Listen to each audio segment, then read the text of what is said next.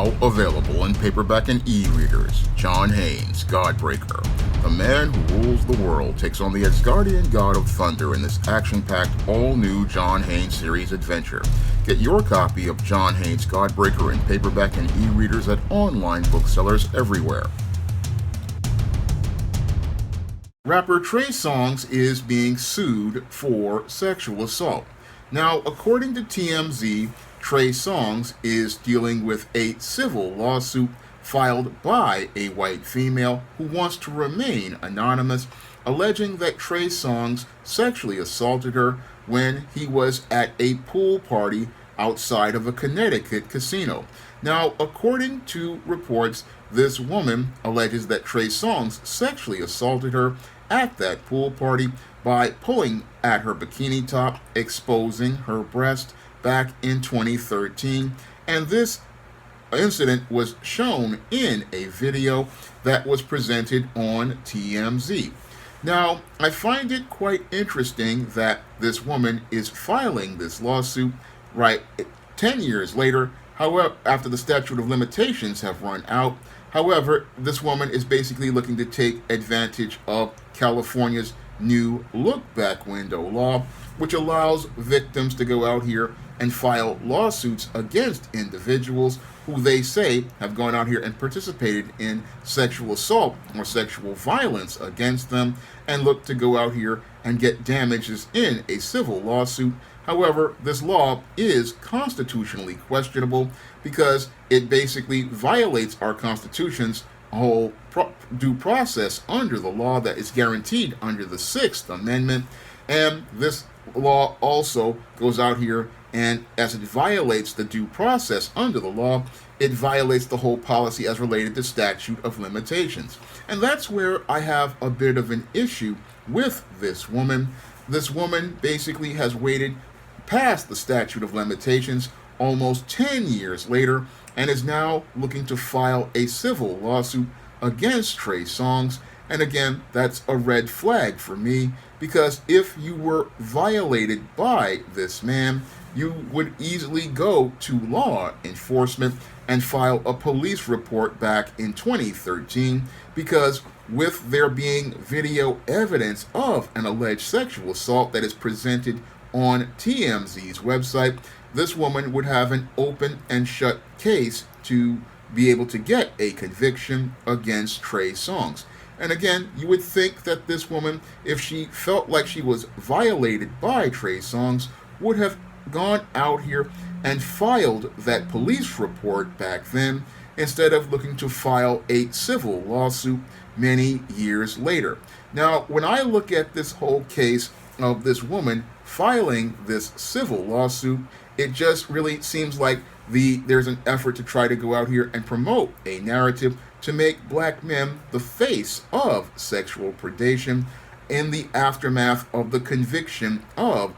that 70s show actor Danny Masterson, who was convicted for 2 counts of violating 2 women and now has to deal with a felony on his record. And it seems like every time that one of these white males or a group of white males winds up with a conviction on his record or is forced to resign as related to some sort of sexual scandal, of sexual harassment, sexual assault, or sexual violence, what happens is that the mainstream media goes out here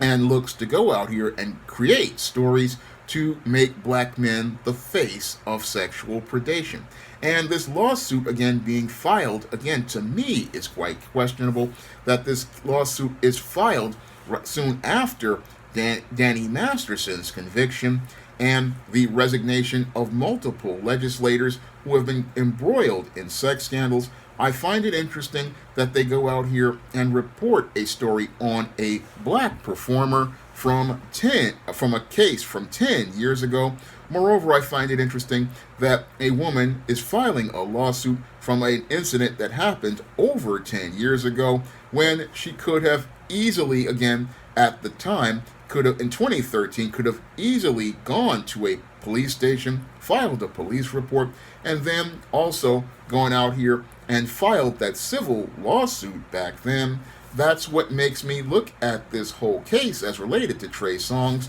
and see a direct connection to Bill Cosby. Now, every time one of these white males winds up getting caught up in a sex scandal, the mainstream media loves to go out here and talk about Bill Cosby, and they like to make Bill Cosby the face of sexual predation to deflect from the behaviors of those white males who are dealing with those allegations. I mean, I find it interesting that every time a white male winds up going out here and getting caught up in a sex scandal, they oftentimes talk about Bill Cosby, or they'll talk about R. Kelly, or in this case, they'll talk about rapper Trey Songz. They will always find a black man to make their black brute and go out here and try to promote the narrative that black men are lustful sexual predators who go out here and participate in sexual violence against women, especially white women, reinforcing old narratives as related to anti-black racism that were pushed in the places like the Jim Crow South. However, this is not the Jim Crow South. This is the leftist blue West, and the leftist blue West seems to be participating in the same anti-black racism that they did in the Jim Crow South, looking to demonize the image of black men in an effort to project them as the image of sexual predators, however, looking to avoid dealing with many of the white male sexual predators like Danny Masterson has been convicted of being, and like many others who have had to deal with these allegations like Roman Polanski, Woody Allen, Stephen Collins, and many other white males. It seems like every time there's again, white male who is dealing with a sex crime or an allegation of sexual misconduct, there's oftentimes an effort by the mainstream media to push a narrative that there's a black man out there that they need to be worried about. And again, these narratives seem to come out like clockwork every time a white male has to go out here and deal with an allegation, because again, with all of the evidence right there on video as related to Trey Songz, I would have thought that this woman would have gone out here and filed that lawsuit years ago, and you would have thought that she would have filed lawsuits against the hotel and that had the venue, and would have gone out here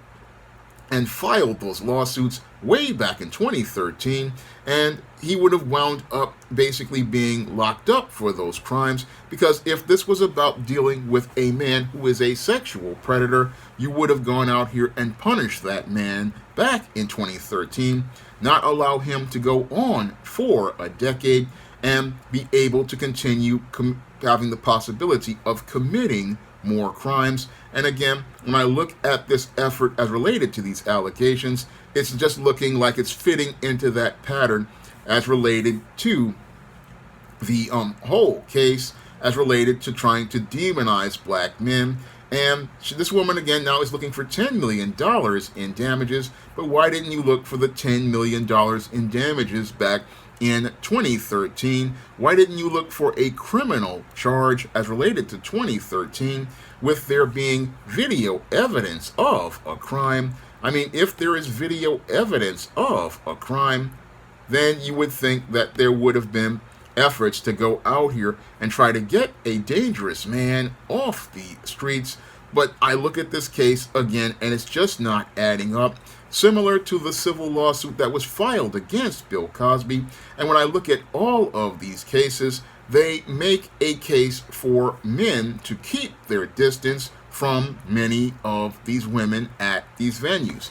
A man today, with the Me Too movement still going on, really needs to go out here and watch out for himself to avoid these kind of cases. And again, he needs to keep his distance to avoid dealing with women like this, because they can turn anything into an allegation and then turn this into a case that can be applied against you. Now, when I look at this whole case, again, if this woman was serious, she would have again gone out here and went after Trey Songz in 2013. But again, I'm looking at this whole case as related to this questionable law in California that expires in by I think this year. And again, I'm looking at this case, and I really see a case that the Supreme Court in the U.S. is going to throw out all these civil lawsuits because they are not constitutionally valid. And again, they're not constitutionally valid because you cannot go out here and try to revise the law as related to previous matters, because under our Sixth Amendment in the Constitution, everybody is given due process under the law. And if people want to go out here and file lawsuits, they have to do so in a way that allows the person who is dealing with the allegation to have a speedy trial. And this is something that Trey Songz was denied. And what they're looking like they're trying to do is trying to revise the story, trying to make it look like, oh, he's this sexual predator. However, as they're doing this, they're basically tearing up the Constitution and taking us back from the rule of law back to the policy of trust and believe. And the policy of trust and believe is a very dangerous policy, because the policy of trust and believe makes it where a white woman can simply make an allegation. And if she can go out here and make these allegations, what that does is make it where her word can be seen as the only word. And if her word is seen as the only word, what happens is that there is no way for a man to get actual justice as related to our Constitution, which says a man is innocent until proven guilty, because these cases basically create a legal precedent that takes us back to trust and believe, where a woman in a civil court can go out here and say, oh, this something happened to me, and this interpretation of law makes it where we're back to trust and believe, where the word of a woman can just be taken just at face value without that person ever having to go through the due process of law. Because under the due process of law, a person has to prove their case. But what this is again a dangerous legal precedent, because civil courts are about the preponderance of the evidence and not innocent until proven guilty, where we have reasonable doubt. And again, this is a bad place for men as related to our rights, especially black men. What can happen here is a woman can just, again, make an allegation and cost a man everything as related to his finances. And this also, again, can destroy a man's life. And this should not be allowed, because, again, if you have a legitimate case and you believe you have a legitimate criminal case, like in the case of this alleged assault, the place to deal with that is in the courts, and the place to deal with that is in the criminal court at the time that the incident happened, because a person has a right to a speedy trial, and you cannot come back out here and revise history to say, oh, something happened, and now I want compensation for something, but I didn't have the courage to go out here and file that criminal lawsuit. Again, you can't go out here and use the civil courts to go out here and try to use them to get a revised legal precedent. And again, this whole law is really looking, again, constitutionally suspect, but the whole reason for this so-called look-back law is to go after black men and try to make them the face of sexual predation, because we don't see many of these white females filing lawsuits against white men. No, we don't see white females filing lawsuits against men like Roman Polanski, who sexually violated a young child, but that child is seen in a picture smiling with Roman Polanski, which I find to be quite disturbing. You would think that that white female would have gone out here and filed a civil lawsuit against Roman Polanski for the statutory violation that he participated in, and you would think that many others would go out here and be filing lawsuits against Woody Allen as related to his alleged sexual abuse of his own child, and you would also think that the person who was victimized by Stephen Collins would have also been filing a lawsuit at this point, and the mainstream media would be reporting on these cases. You would think that the mainstream media would have been reporting on these cases as related to these white men, but the only people we hear about these lawsuits are black men as related to these alleged assaults. And that's where I see things being really suspect, because you would think, again, you would want to file those lawsuits against these white men because these white men, again, if you got that legal precedent against them, this would be a standard of law, and that's where I see that this whole lawsuit is quite suspect. And again, this civil lawsuit, I believe, is another distraction, just like the lawsuit against Bill Cosby, because if these women were serious, again, they would have filed criminal charges back then, instead of looking to try to revise history to make themselves out to be victims and looking for a payday today. So when I look at both of these cases, again, it's looking like another, again, we're going to find a black guy and make him the brute. We're going to make him be able to deflect from the white men by these white males saying, hey, you think that these guys are bad, look at these black guys over here,